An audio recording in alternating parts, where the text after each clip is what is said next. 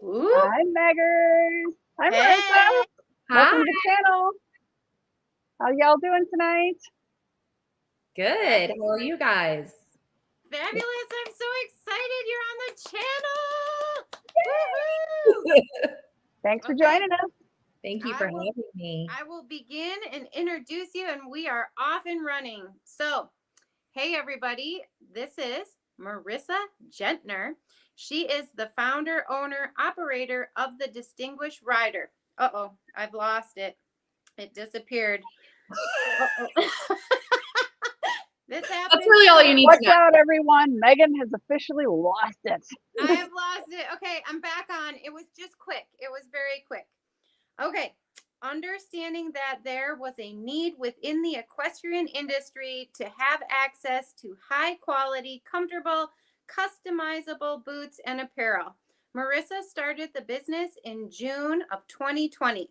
Marissa strives to foster a business environment that is fun, inclusive, and empowering for all riders.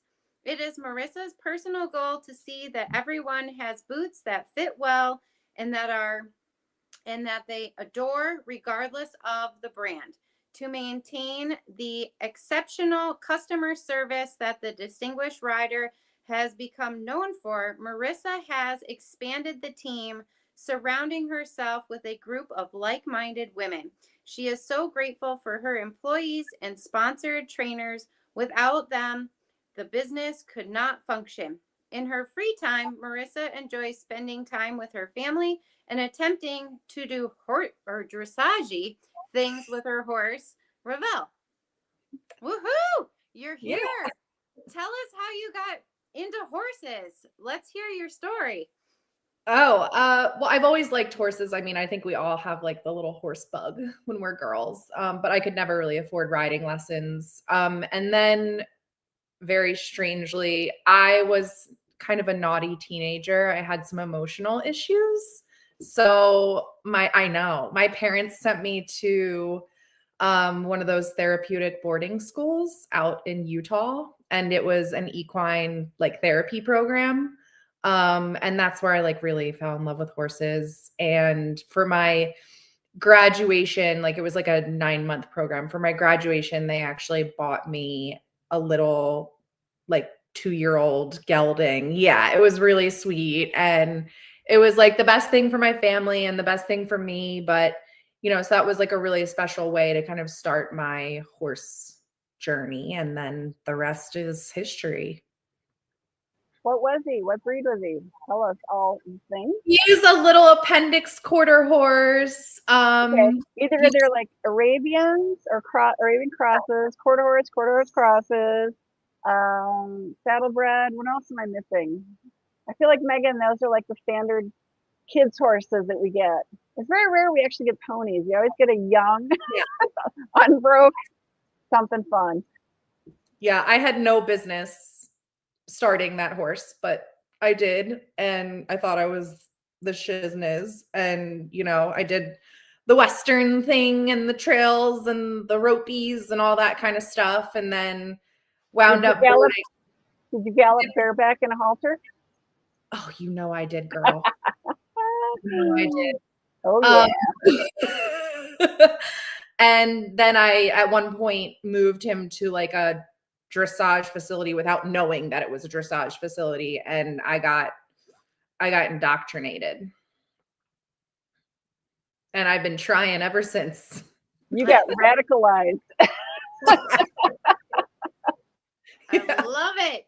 And so then how did you become a boot expert and start your business? Like, how did you decide to even do that?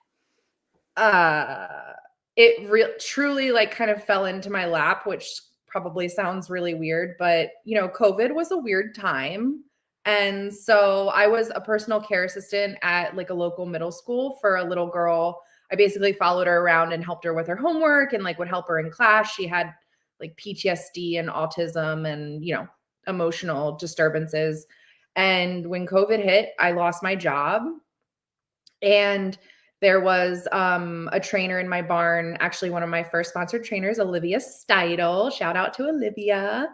She had a friend who did Kingsley boots and needed a salesperson up in the Northeast. And I was like, no, I'm not interested in that at all. Like, I'm a horrible salesperson. And I don't know, I just kind of got roped into it. It was weird. Like, it all happened so fast. Like, she came up to train me, even though I never like consented to that, and then like kind of tricked me into it. And like, I don't know. Long story short, it was like an investment that I would have like a year to make back. Yay. That's so fun that we see that on the screen. Yeah, I don't know. It was an investment that I had a long time to make back, and I wound up making my investment back in a month, and everybody was coming out of the woodwork for boots. It was the most bizarre thing. I don't know. And then it just was full time. Yeah. That is so cool. I love this. And so did she mentor you? Did you have a business plan like that? I mean, it's wild that it just was like, boom, here you are. Yeah, it was weird. Yeah, she did. She mentored me a little bit. And then I'm like a very curious person. I like to know how things work. So like, when you start, boots are not easy to do, contrary to what like a lot of people think. It's not something that you can just pick up. So I made a lot of like really expensive mistakes and was just curious as to like why doesn't this fit? Why does this fit like this, but this one doesn't fit like this? And so I had a lot of really patient clients who were willing to let me basically experiment on them and do like different boots on the same type of leg, like do a soft boot on this person and a hard boot on this person, and kind of like see how they fit different and just kind of play around. So it was a very expensive learning curve, but with the patience of my clients and a lot of my sponsored trainers, they were really, really nice and helpful and gave me a lot of really good feedback. And then after the first year, I just started to learn more and more, and it grew from there. Okay, I have a question, and we're going to be all over as we think of questions. But so back in the day, long before I ever would have thought of doing custom boots, all I knew of was there was two brands, right? It was like Daner or Feature. Anyway, it was well with like beyond my reach for at the time financially. So off the rack or whatever. And of course, I'm idolizing all my dressage, people that I idolize, and reading all the magazines because back in the day, pouring through all the magazines every month, and especially you have to have connection and all the good things. And I remember reading like, and obviously online too, about how like, oh, if you're gonna have a good dressage boot, it's got to be so stiff it makes you bleed and you can't walk. Have we come a little bit beyond that now? Yeah. We talk about that. Yeah, we've Megan's like, did everybody see my new boots? Yes, we've come way beyond that. I mean, I feel really, really passionately that boots don't have to hurt. And now I'm going to caveat it with this. No boot is comfortable right out of the box. I mean, a lot of people will say like, I know, like the trainers will be like, no, they're so comfortable. There's no break-in period. Blah, blah, blah. Okay, I'm going to interrupt you. Sorry, I'm taking over. Steph knows what I do. This boot, I have been dreaming for 20 years for this boot. And I want to say Jess Kazmarek and I and AV, and they actually designed it. And I had it for 2.5 years. I ride, I don't know, 7 horses a day, 6 days a week. Okay. So Marissa, you have given me many, many beautiful boots. I am so grateful. When I retired this boot, I was so sad. It just arrived 3 days ago, people. I put it on. I could have jumped on a horse, but I wanted to save it for tonight because it's clean. It's still clean. And it is so comfortable. So anyway, sorry to interrupt. Your turn. No. Explain why it's comfortable, Megan. Because comfort for somebody could be just you know, it's got a squishy sole. So Yeah, why is it comfortable, Megan? Okay, I'll go into it. Yes, it has a squishy sole. It is soft, and these are stiff boots. Also, it has this amazing industrial zipper, right? And it's on the inside, the upper inside, so it does not rub my calf, my ankle.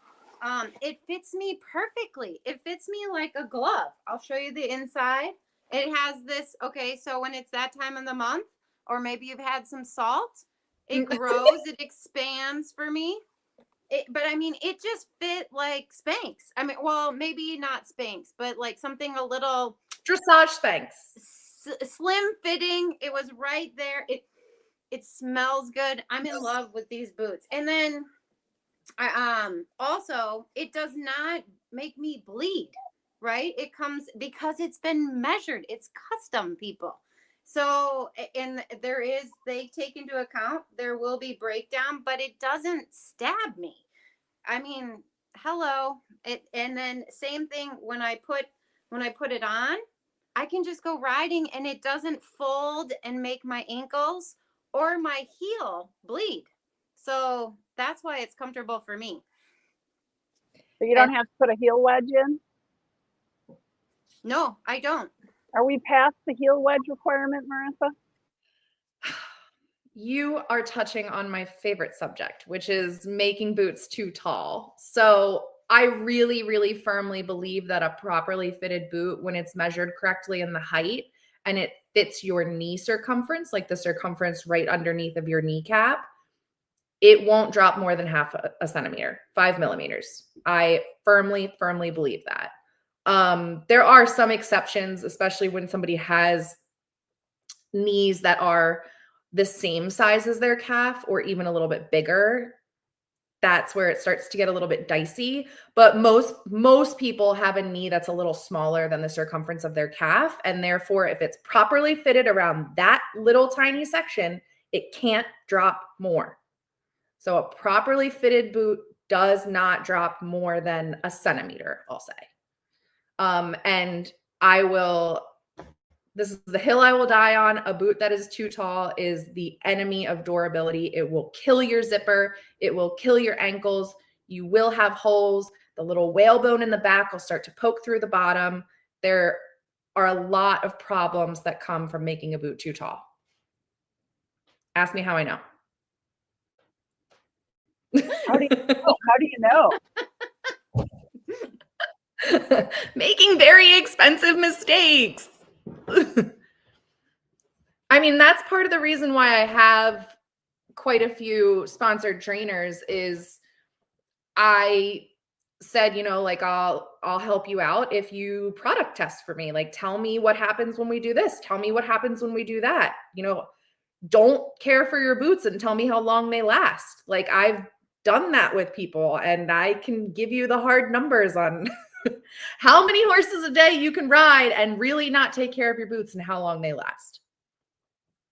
Not suggested, but That's me. 2.5 years. I'll admit it. And that's amazing.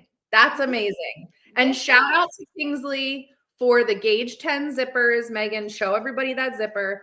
Best zipper on the market. Smartest thing the brand ever did. Love them. Super durable. Amazing. Oh. I froze. Did you guys Megan's see internet? I did show you the zipper, right? Yes. Okay, sorry, because I was frozen. But yeah, these boots are truly amazing. I mean, I came from Petrie boots. Sorry guys. I did like the Petrie. I'm just gonna put it out there. But they only lasted me a year. Like, really? And the little whalebone would fall out. They would, and it would take a good month to break in. It was brutal. Not these boots. And they last, and all the boots last. I mean, I have a patent. Obviously, I don't wear the patent leather one. That's the show boot. I don't wear it every day. But all my other boots, even my blue boots, I think we're coming up on 3 years, and they still pretty good. It's amazing. And I'm a traditionalist, guys. I just want to put that out there. Is like I only rode in black boots and I always wanted a brown pair, couldn't afford them, and then I got them and I am so in love. But then Jess, we'll have to talk about Jess Yes, too. we have to talk about Jessica. Yes, and she made a pair of blue boots. I did not want them. I did not, I was like, they're only going to be used at home. And then I was showing a beautiful black Frisian, and she matched with a gray coat. It made me feel amazing in the show ring to wear it. Highly, highly recommend branching out. So anyway, got off topic. Sorry, where we headed back to. No, let's talk about that because it wasn't that long ago that in the dressage show arena, black and white was kind of it. Maybe dark navy blue, Yeah. but your boots, you weren't going to be able to, and the colors were no. It was like dark and white.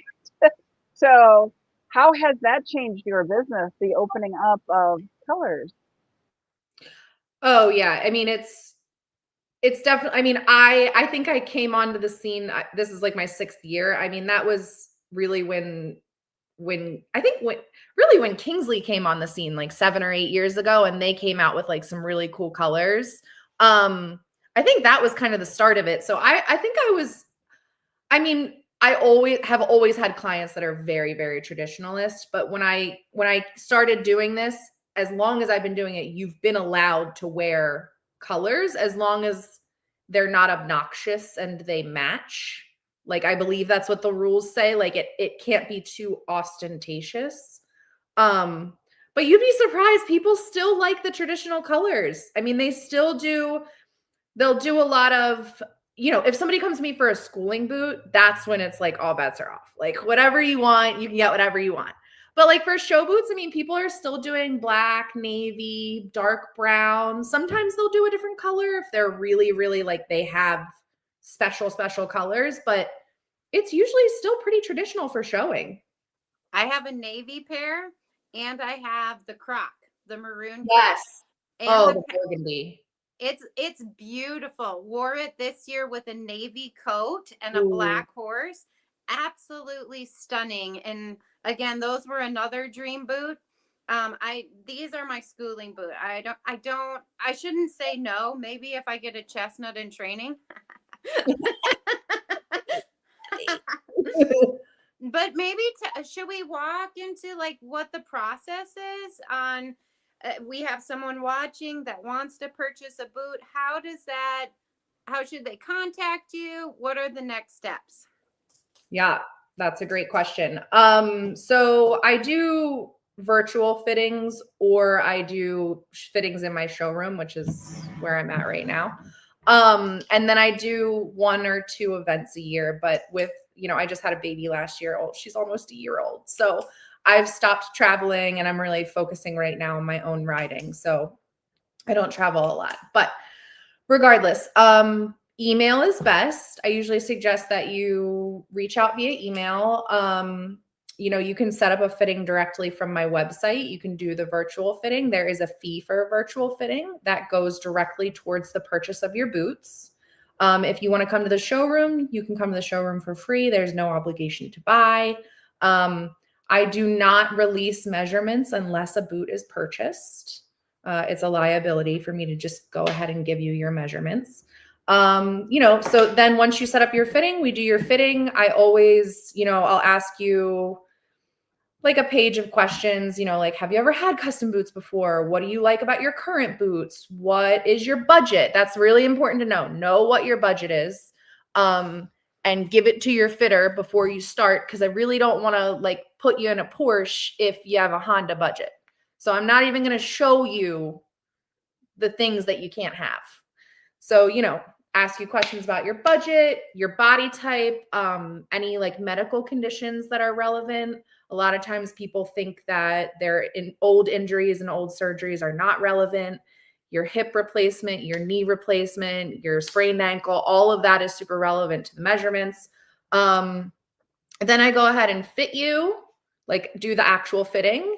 And then once I have the measurements and kind of know what you want, then I can make a recommendation for the best brand or the type of boot, where the zipper is placed, all of that. And then we design, and that's the fun part. And then we collect a deposit, 50% deposit. I put the boots into production. That's when you would get a copy of your measurements, and I give you like a little picture, a little drawing of your boots so that you can oogle over it while you wait. And then we try to send like every week or every other week, like a little update. Just, it's not very detailed. It's just like, hey, we didn't forget about you. And then when the boots are done, you get your invoice for your deposit, the rest of the other 50% of your boots, and then they ship to you. And you have 30 days to let me know if there's any issues. And it's pretty straightforward. I'm pretty direct with people about the policies and the procedures and the warranties and the guarantees that I offer. So I just want to say I appreciate the updates. Thank you. Like the little emails. Yeah. And my only complaint is, where were you 20 years ago? In high school. Well, you should have been out there selling boots. I could have saved a lot of money at college if I knew I was going to be doing this. So maybe tell us a bit about the different types of brands. I mean, obviously, I'm a Kingsley girl, but you also provide other amazing boots. Yeah, so I sell Kingsley was my flagship brand. I'll always love Kingsley. They have a very deep place in my heart. And I love the owner of the brand and the women at the factory. Shout out to the factory, the Kingsley factory. Whoop, whoop. And I also sell De Niro. I sell a brand called Chester, which they're made in Portugal, and they are just like a flat rate of $849. That includes custom measurements and whatever design you want. The design options are more limited than a Kingsley or a De Niro, but for $849, you get a custom boot, which is the best deal that there is, hands down. So Kingsley, De Niro, Chester, Petrie. I do Petrie now. And then Solaris. I got hooked up with Kate from the UK, who owns Solaris, and her and I hit it off. And I'm the only other person that you can get Solaris from now in the United States. So that's been really exciting as well. So we briefly mentioned you have somebody that you work with, Jessica. Yes. Should we talk about her? Oh, yes. She is my partner, Jessica, my business partner. Also my emotional partner, I guess, too. I actually, your boots bestie? Is she your boot bestie? She's my boots bestie. There you go. And she is how I met Megan, actually. So Jessica covers the Midwest, and how we got started was I actually did a virtual fitting for her trainer, and I sent her trainer a couple boots to try on for foot size. And I sent her this, quite honestly, very heinous royal blue boot. And I guess her trainer must have been like, I guess Jessica loves that color. And her trainer was like, you got to see these. And so Jessica went and tried them on, and they actually fit her like a glove. And so she wound up buying them from me and was like, what is this? Like, this is amazing. And so her and I hit it off. She wound up coming to visit me in Pennsylvania. I trained her on how to fit boots, and she started her own business, Above and Beyond Custom Equestrian. And then Jessica also has a full-time job. I believe she's an occupational therapist, or a physical therapist. I can't remember which one. But long story short, she has a lot of business and not a lot of extra time to do the customer service portion of the job, communicating with clients and sending updates. It's a lot of work. So her and I just always said, like, if you ever want to work for TDR, like, I will have you at any time. And a couple years ago, she was like, you know what? It's time. Let's do it. So I kind of absorbed her business, and her and I now work together. She's me in the Midwest. I'm me on the East Coast. And then, you know, we have, I have a small team. I have an admin, Mia. So she is able to use Mia and her daughter, Paige, who also is, she's the one who sends order updates, and our marketing person, Lindsay. So Jessica gets to utilize the team, and we get to have a presence in the Midwest, and we get to work together. Yeah. She's amazing. I love Jess. I cannot say, she is the kindest, most giving, most loving, most knowledgeable person ever. I love her. I cannot say enough good things about her. And I really wouldn't be able to do what I do without Jessica. She's amazing. And she's the one who hook, line, and sinker for Kingsley. I'm so glad she connected us, and I also am glad I'm connected with her. So I'm always sharing, like, guys, you need to have a boot fitting. If anyone is in Wisconsin or Illinois, I am happy to host a boot party any day, time of year at Lindenhof. She comes here regularly. So anyone who needs a boot, give me a call. Happy to connect all of you. Very happy to do that. My question is, what is the most difficult aspect of your business? Oh, I think I made some notes here. Yeah. I'd have to say the most difficult thing for me, and I saw this actually pop up, I think somebody else just asked this, like, what's the most difficult thing about being a business owner? I'm really honest and open about my mental health struggles. So being a business owner and having, you know, any kind of mental health issues is really, really difficult. It's hard to stay consistent. It's hard to have a support team. It's hard to show up when you don't really, you know, you're not really feeling 100% like yourself. So I think for me, that's personally the most difficult thing. And then, you know, when you own your own business and you work in sales, there's a lot of financial unknown. There's a lot of downtime, you know, like January, February, you know, we won't really sell a lot of boots, and that is what it is, but you've got to prepare for that. And wait. Really? I would think that people would contact you. So maybe I need to back up. What's the lead time on a boot order? Because I would think that if they wanted new show boots for spring, like they'd be contacting you December, January, being like, let's get me measured for my new boots so they're here in time for the show season. That surprises me. Yeah, I mean, I guess maybe I'm going off of vibes. Maybe it's not really that slow, you know, like maybe it just feels like that to me, because the holidays is a huge rush. Like right now through December, I'll start to get a lot of gift card orders. I'll get a lot of people that want to set up fittings. I'll get a lot of just general inquiries from family members who are trying to surprise their loved ones with boots and boot fittings and whatever. But yeah, the lead time for boots is anywhere from 4 to 16 weeks, depending on the brand and where they're produced. And then shipping is an absolute nightmare. We deal with it for you. You will not pay tariffs through us. Kingsley and De Niro are covering tariffs. We're covering the tariffs for every other brand. We are dealing with your shipping. You will never get a customs bill. You will never get a call from FedEx, nothing. We are dealing with everything. But having said that, there's huge delays right now, just with the administration getting rid of the de minimis exception. I'm not sure if everybody's familiar with that, but we should talk about that. Yeah, there used to be an exception that anything coming into the country valued at under $800 didn't necessarily have to be reviewed by a customs agent. And that was eliminated. It was either August or September. I can't remember.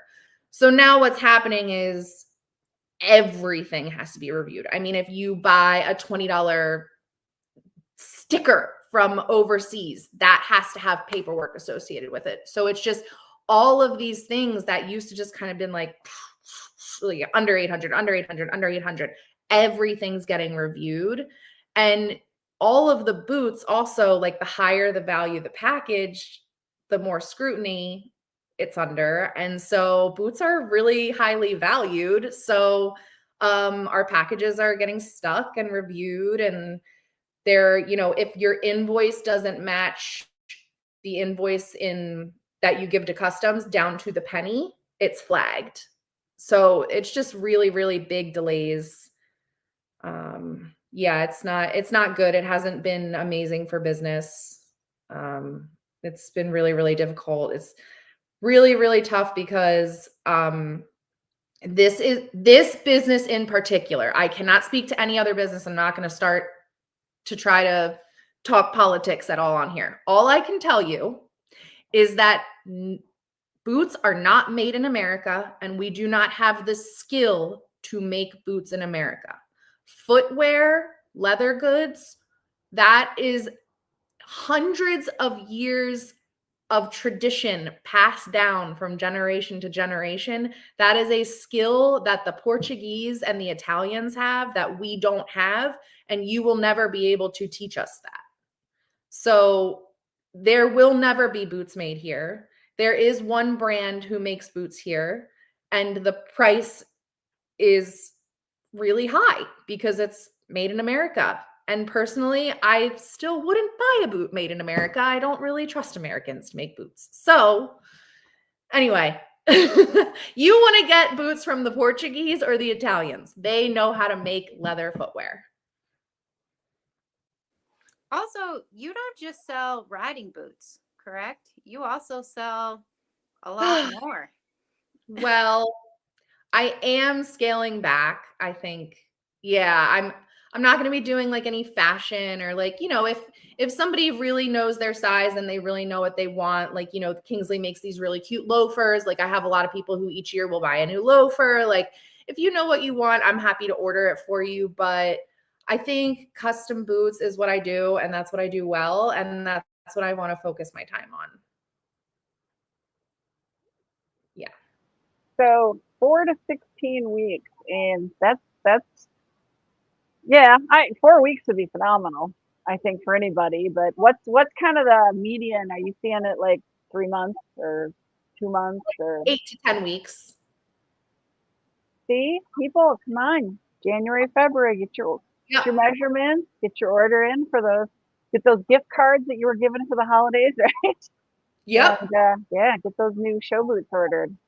And then the other thing to consider is all of Europe goes on 2 holidays a year. They go on like a 3-week Christmas vacation, and then they also go on like a 3-week summer vacation in August.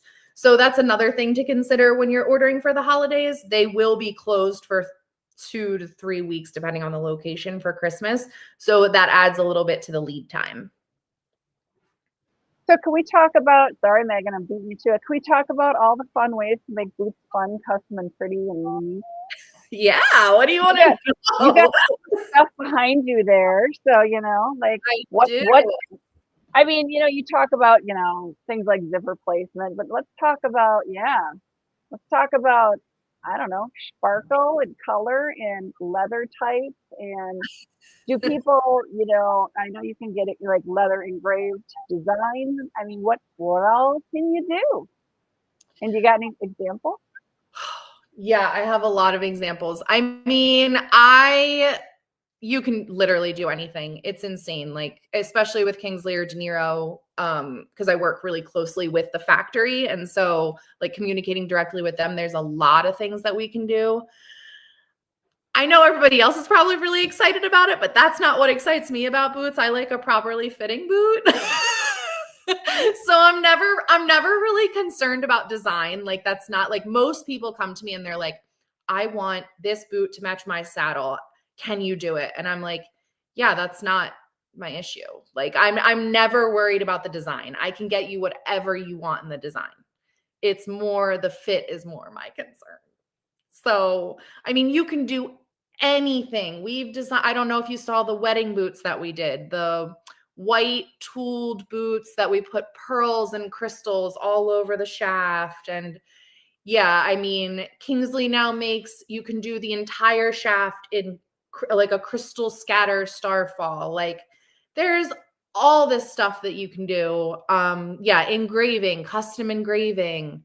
I have somebody who's sending out like I don't want to ruin it. I don't want to spoil it, but they're sending out some kind of picture to be put onto the boots, and it's going to be really cool. And yeah, so you can literally do anything.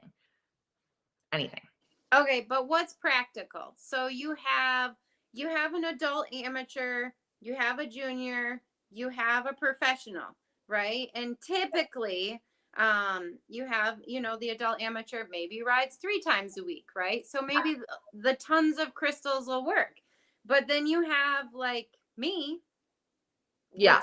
Would suede really work for me? Would a No. lot of crystals really work for me? Let's talk about that.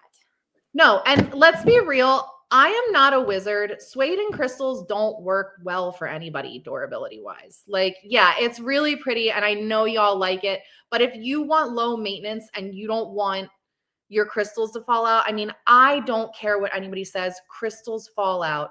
Suede is suede. Patent is patent. I cannot defy the laws of physics. I can make your boot fit well, but I can't promise, like I can't make something what it's not. And I can't make suede durable and I can't make crystals last forever. So yes, there are, and I'm very, very candid with people like, what do you want to do with this boot? I mean, if this is your 10th boot and you just need a pink one with crystals on it, yeah, you can get whatever you want, girl. Like Scotch guard it and you're going to be fine.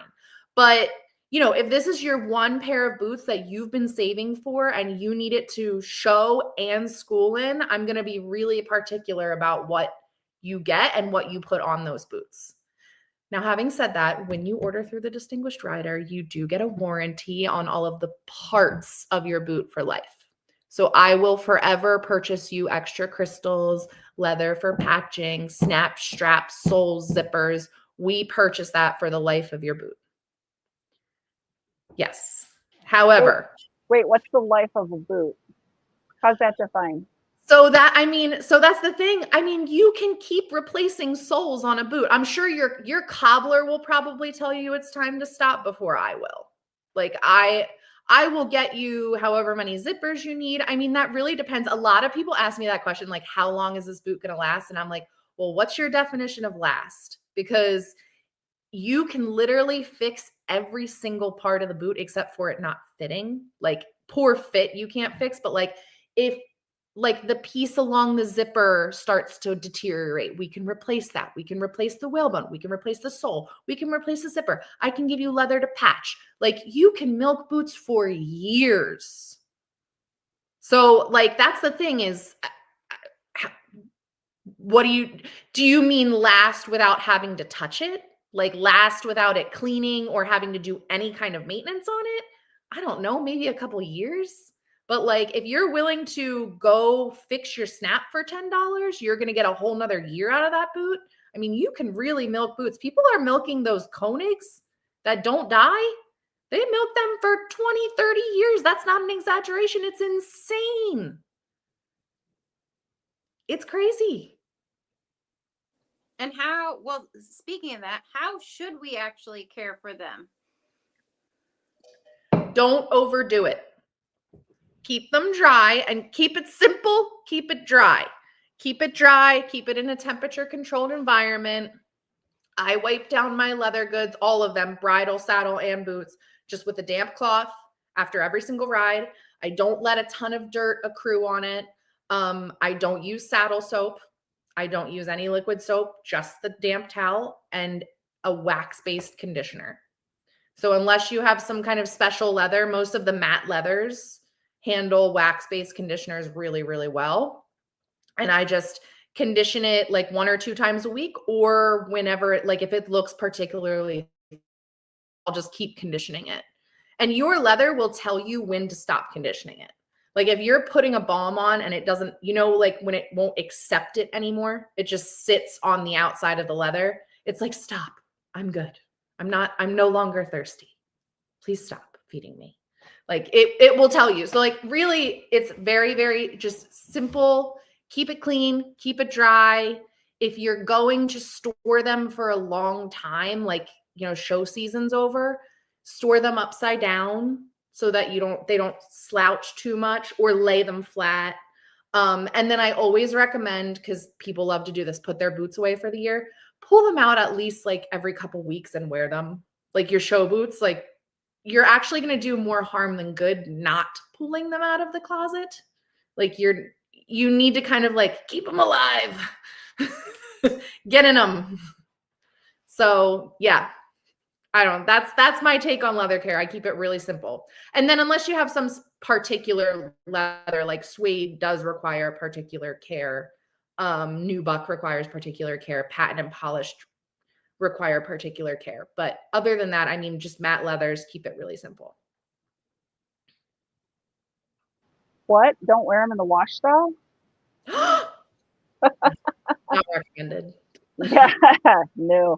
Okay, so do you only sell boots to dressage riders? What about the jumping people? Do you do anything for the hunter jumpers, events? I mean, eventers could have a dressage only pair of, boots, but what about, the hunter jumper world? I have boots for everybody. Everybody. Every discipline, every body type, anything. I mean, I usually for my demos will make crazy stuff just because they're really fun to look at, but we do plain black, plain brown, plain, thick leather, thin leather, whatever you want, hard outside, no hard outside. I do go to a couple like hunter jumper barns, but like primarily I do dressage barns. I think if more people knew that I did hunter jumper boots, they'd probably take advantage of that. The thing about the hunter jumpers is they're very brand specific about everything, like tailored sportsman brooches and Parlanti boots and Tucci boots. And so like, I don't sell Parlanti, I don't sell Tucci, I probably never will. And so I don't have a ton of clients like that, but I can do boots for anybody. And all of the hunter jumpers I've done boots for are pretty happy. So how do those boots differ? Obviously, I'm guessing they don't have whalebone. They do not have whalebones, yeah, because they have they like the back zippers. I'm learning that they generally really like the thinner leather because it lets it fit like really, they like the glove fit. Thicker, whenever I ask them like, oh, are you okay with thicker leather? They're like, yeah, I'm totally fine with it. They hate it every time they get it. They don't like it. They really like the thinner leather. And I mean, then De Niro makes like not just a thin leather, but like a paper thin leather. It's like a Parlanti. I don't know if you've ever touched a Parlanti. It's like, it's really thin, but it lets it fit like a glove. So that's kind of, I think. And then the other thing is they really have an aversion to color. I mean, the hunter ring, like if you're on like the A circuit, you can't wear anything other than like a black. I don't even know if a dress boot is legal. I'm not sure. Like the rules are so specific. And so anytime I get a hunter, I'm like, you need to ask your trainer because I have no idea. Don't even put piping on that boot. Like don't even put patent. Yeah. I'm like, I don't claim to know what's legal and what you're going to be allowed to wear in the show ring. And it's very traditional. They're very traditionalist. So do you do like a field boot? Do they ask for field boots, the ones that lace? I mean, is that like, do they, and I keep saying they, but do the hunter jumper world do a lot of field boot requests or standard dress boots? Yeah, most hunter jumpers that I do, they do really like the field boot. Like there's something very traditional. I think the most crazy that they'll get is they'll put the little like the toe cap with the little brogues on it, like the little holes. Do you know what I'm talking about? They like the field boot, and sometimes they like the toe cap with the little holes. Yeah, you have your yes, those. Like, whoa, crazy toe cap with holes. Because we should talk about like in the jumper world, they're putting their heels way down. Yes. So that's it's really a different thing for you, isn't it? For when you're fitting and designing, because they need drop and flexibility in that ankle, like a lot of flexibility in that ankle. Yes, it is really, really different when I fit. Again, though, I will die on this hill. You should still not make the boots too tall. So usually, and the other thing, like when you start to get into jumpery land is like, how short do you wear your stirrups? Because some of them jack them up like jockey length and others of them are riding like longer than a dressage rider does. So I'm very specific. I always prefer when people bring their current boots, because how your boots are regardless of what brand they are or how they fit, how the wear patterns on those tell me a lot about what's going to be best for you and how to fit your boot. That makes sense, because honestly, in the jumping world, the faster and higher you go, the shorter your stirrup needs to be to get out of your horse's way. Yeah. So, yeah, that makes a lot of sense. Yeah. Do they ask for spur rests or anything different? Yes. Yeah. Is it different? Yeah. They love, yes, spur rests, plain black, field boot, maybe a toe cap with a little brogues, black, everything. And does everybody now ask for zippers? Because I think zippers are the most amazing things in the world, but not everybody likes them. I've had like less than 5 people ask me for like a pull-on boot. Because I mean, everyone's like, how do I not break a zipper? And I'm like, you don't have one. Like, they will all eventually break.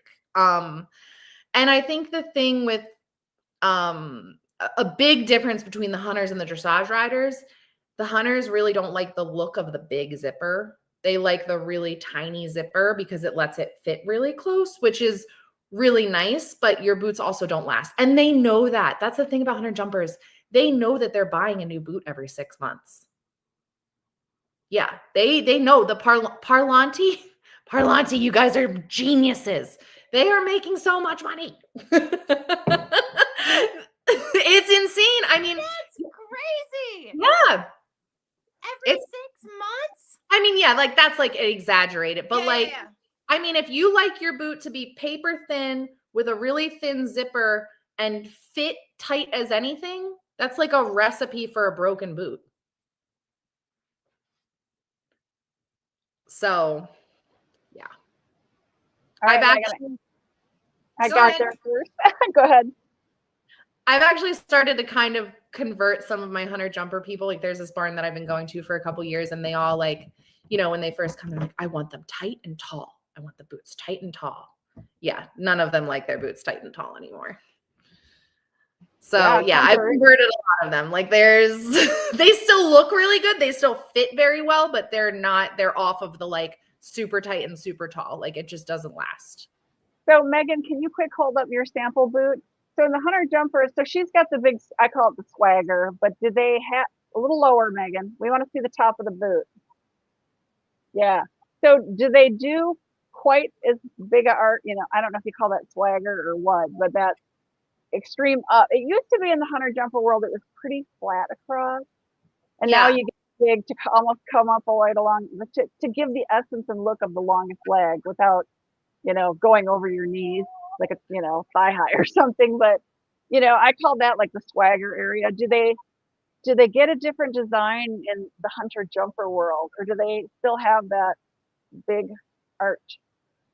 So basically no one likes it flat anymore. Like, yeah, and none of the brands I sell really make, like, they can on request do a flat top for sure. But I mean, even the hunters, they don't like it's called like the bow, the outer bow, the height of the outer bow. They don't like it as high as a dressage rider does. And that makes a lot of sense, because when they're soft, imagine that thing being really tall and just kind of like flopping over. Yeah, like it's just like kind of weird. But yeah, that's something that they can specify. Most people still prefer like they do it by centimeters. So like most people will like a 4 or 5 centimeter bow. And then the dressage riders, they usually like a 7 to 10 centimeter bow. So, but you can literally, I mean, that's the kind of stuff that like I can give you whatever you want. I can specify, make the bow exactly this height. So back to my crazy questions. Okay, so you do the hunter jumper. What about like more breed specific? You know, there's a lot of hunt seats in the quarter horse world and like the Arabian show world, you know, some of the breed shows. Do they come to you, or are they kind of oblivious to you? I think so. I think it's just because I attempt to do dressage. So like, that's where I like put all of my marketing efforts into. And like, you know, Kingsley makes these crazy, amazing dressage boots, and all of us like DQs are like, yeah, sparkle. So when I first started, I went to a lot of dressage shows, and that's like my sphere of influence. So, if I'm sure if I were to start traveling again and like maybe go to the hunter jumpers, maybe they would know about me, but I'm available. I'm available to all of you. I'm available. I Well, I love just know that the Quarter Horse Congress just ended after, I think that's either 4 or 5 weeks, in Ohio. And I mean, people will go down there and spend 50 grand on new show clothes at the drop of a hat. So custom boots to them is, I mean, they get custom saddles. They get, their Yeah. custom Western show shirts can be $10,000. That's insane. I did not. Well, it's all custom beading and, custom sizing, beading measured exactly to the perfection. All the custom beading that has to happen, you can spend thousands and thousands. Yeah. So, yeah, they wouldn't blink. That's why I figure I'm pretty sure they're not all buying boots off the rack. And I was No, curious. there's no way. Yeah, There's no yeah. way. No. So, and There's I don't know. I'd have to ask a friend of mine what's the boot du jour in the quarter horse world. And then Megan, we'd have to ask like some of our Arabian trainer friends what's the boot du jour in the Arabian hunt seat world, because I have no idea.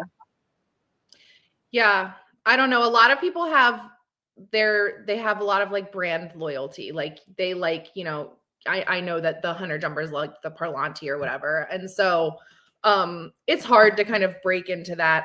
I'm trying to kind of build my brand, like trust me as a fitter, and then I'll find you the right boot brand for you. So that's kind of like I've sort of changed my business in the past 2 years to sort of move away from one brand to multiples so that, I just don't think one size fits all, one brand fits all, et cetera, et cetera. So kind of like saddles. I love that. And that leads me to my question of like, what is your vision? What have you changed in your business? Kind of walk us through that and how you came to those decisions and where are you headed? Yeah, so probably not as exciting as what you might have hoped for, but I'm really just trying now to stay like very small and intimate and, just kind of work with the clients I have now. I'm always accepting new clients, but I do have a family now. I made that decision 2 years ago that I wanted to have a kid. And so, I'm like a mom and stuff. So like I have like a family. So yeah, so the first 3 years of my business, I really like hustled and was doing a lot of traveling and did everything and was like truly entrepreneurial, like grabbing every shiny object that I could find, like, PEMF blankets and clothing and fashion and all of this. And it's so fun, blah, blah, blah.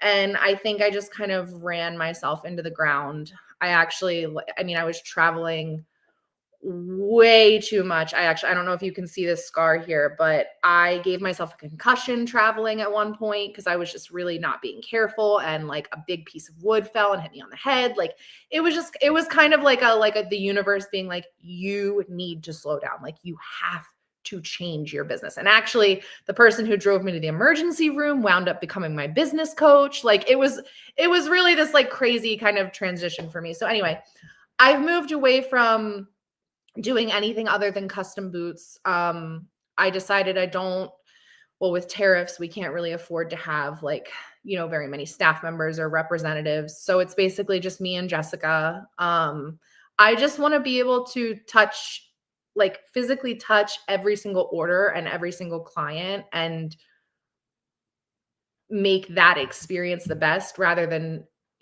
reaching a lot of people. I'm not interested in expanding geographically. I just want to make myself more available to the people that I am servicing. Yeah. Thought she was saying something. Your turn, Meggers. Okay.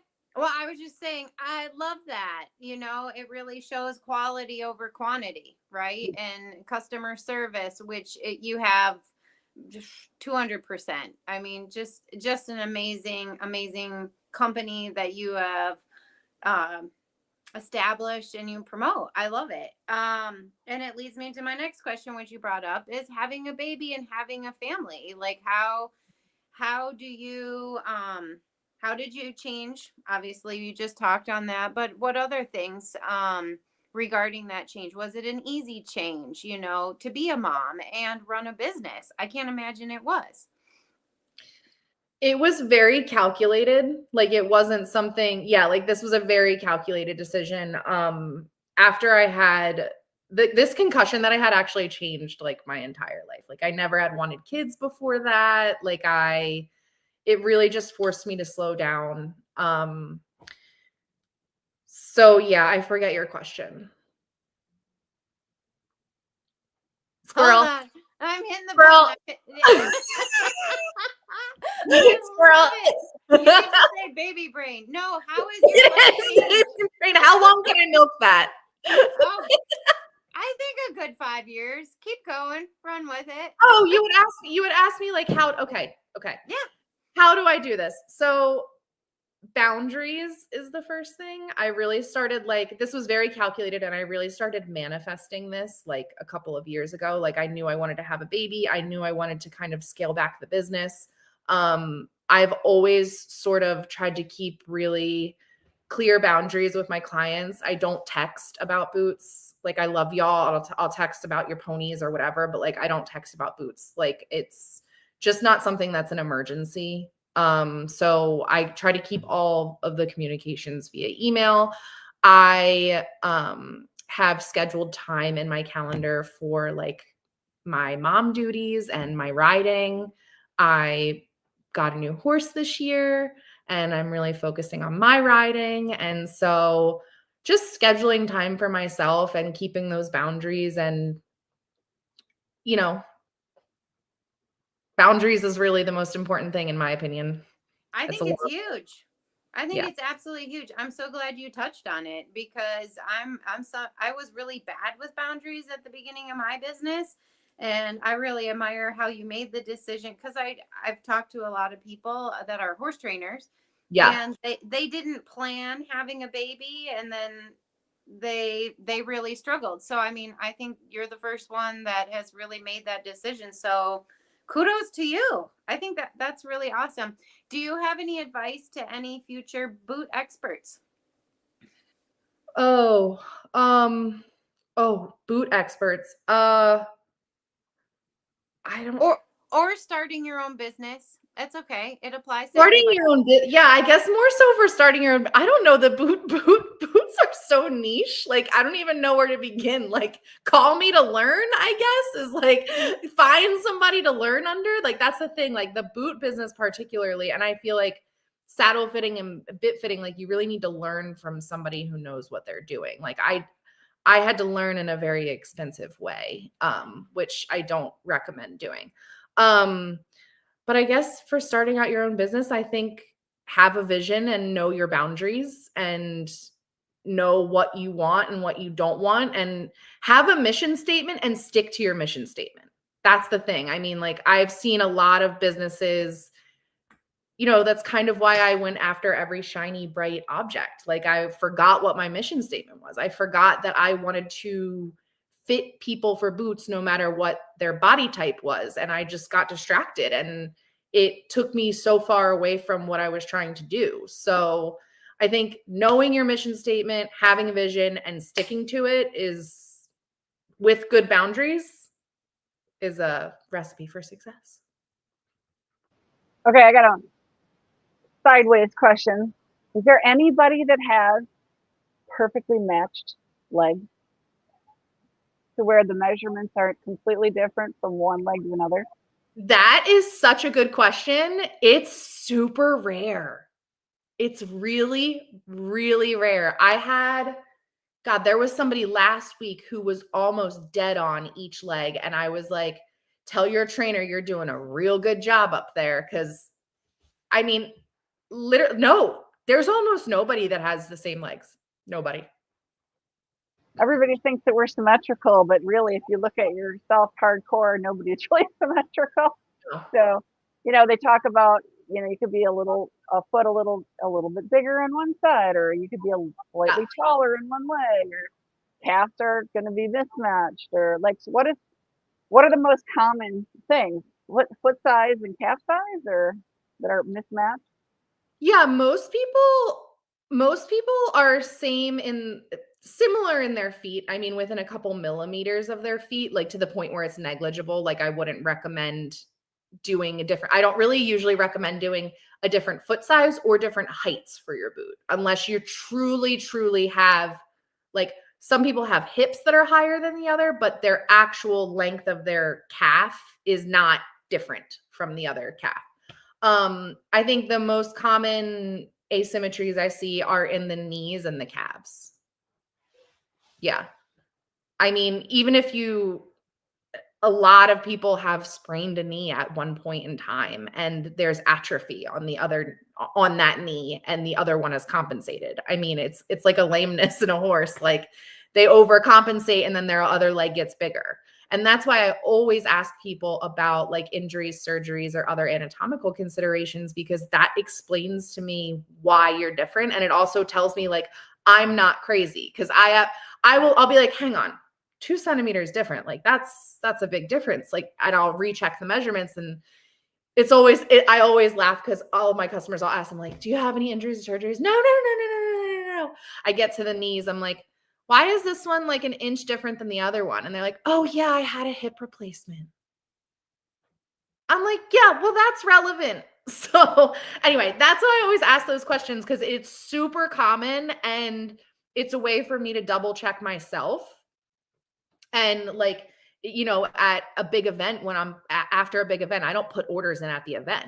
I wait until, a few days after the event, like after dressage at Devon. If I'm putting in these orders, I'm scrutinizing every single measurement, and I see that these 2 measurements are so drastically different. I go back to my notes and I look at what I wrote and say like, oh yeah, this person had a knee replacement. Like that makes sense. Okay, yes, I'm putting the order through. Or do I have to call them and like double check? So, it's really, really important that I know every single detail. Yeah, for me, like I broke one foot and then I had ACL reconstruction on another leg, the other leg. So like I know I'm mismatched. Yes. Like I've had injuries. And what horse person hasn't had an injury? I'm saying, like, y'all, come on. Like it should be like a win, not an if question. Like, what year did you have your most recent injury and what was it?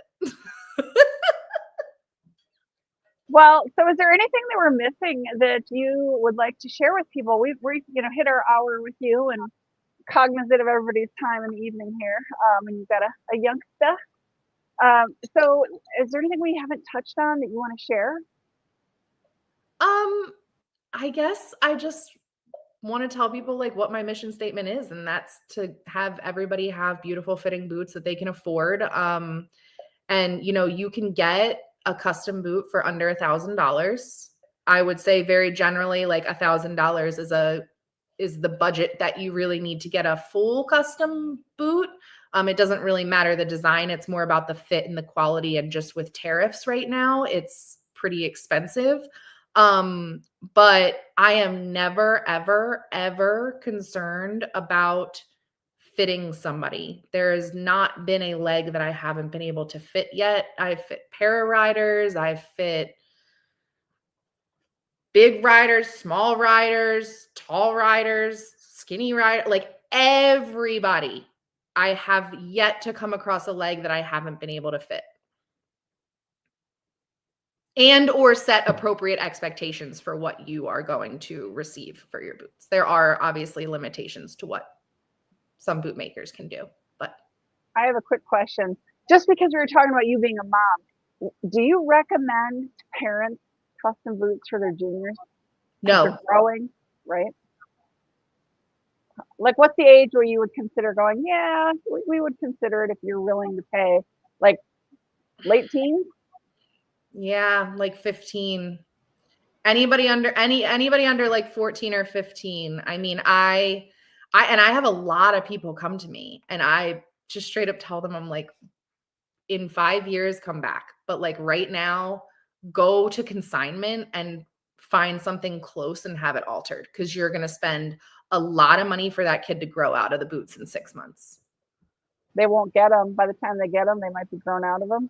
Yeah, no, it's crazy. I mean, and even some like if you think about your like if I think about my body in college, like I was the same height from when I was like 14 to 23, but my body in that amount of time changed so drastically. Like, I mean, we all do. And then once you hit your late 20s and your early 30s, like your body's so different. And that brings me to another point. Everybody changes. I don't care what anybody says. Y'all change. I'm not going to use your measurements from 20 years ago. You're different now. Side note. And if you haven't changed, I don't want to say Yeah, fake, but that is the exception to the rule. There are people that don't, but all right, Megan, any more questions for her? Oh my God, this has just been such a great hour. Thank you so much. Thank you for everything you do for me. Steph has your website down. People get on the internet, check her out. If you need a boot, if you are in Wisconsin or in the Midwest, give me a call. I am happy to host. Jessica comes to my farm regularly. We can hook you up with any type of boot and have it well fitted. So I just want to thank you very much for your time and everything you do for me. Thank you. Thank you both so much. And even if you're not in the market for custom boots, I'm an email champion. If you have any questions, feel free to shoot me an email. Don't text me, but you can email me. And we have free consultations on the website too. I have my schedule hooked up to the website, so you can schedule a virtual fitting. Consultations are free, and then showroom fittings are also free. So awesome! That's awesome. And you should let everybody know again where you're out of where the showroom is. It's in Quakertown, PA, so right outside of Philadelphia. Okay, just in case they want to come by. Yeah. It's just this little room above my garage where we make the boot magic happen. Oh, love it. I love the boot magic. Yay! Thank you. Yep. Thank you so much. And thank you to everybody who's watching. And, this will be available on YouTube for anybody to come back and watch. I think it's a fun video and a lot of information here. So, yeah, we got our website right there. It's also going to be down in the description. So, the other way on my screen, Megan. I do that.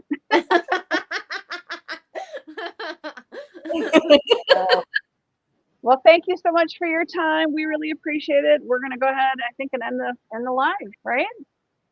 Yep. All right. Baby time. All right. Bye. Have a good night, everybody. Bye. Good night. Thank you for watching.